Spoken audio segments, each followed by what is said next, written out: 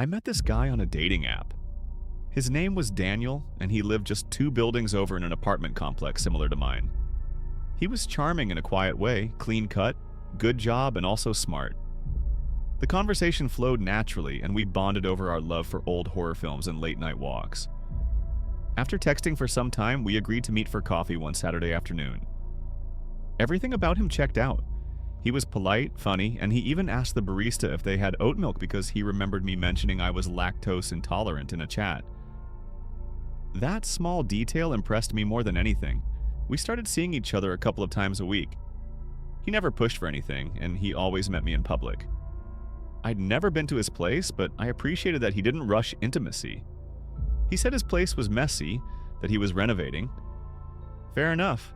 I didn't push either, but small things started nagging at me. One night, I noticed his car parked outside my building when we hadn't made plans. I didn't think too much of it at first. Maybe he was in the area, but when it happened 3 nights in a row, always late, always with the engine off and no movement inside, it gave me pause. I casually brought it up, but he laughed and said it wasn't his car, and teased me for being paranoid from all the horror movies. I let it go, but I shouldn't have. A week later, I came home to find my front door unlocked. Nothing was missing. Nothing seemed out of place. But I never forget to lock my door. I convinced myself I had just been distracted that morning. I wanted to believe that. But then things escalated. One night, while brushing my teeth, I heard a soft creak from the living room, like someone had stepped on the floorboard near the bookshelf. I froze. The air felt different. I grabbed my phone and turned on the flashlight and slowly walking through my apartment. But there was no one. But my window latch was unhooked. It had never been unhooked before, and I lived on the 3rd floor with no balcony. Also, it's the kind of window that will take a lot of effort to even budge. The next morning, I found an old photo on my kitchen counter. It was of me, but I had never seen it before.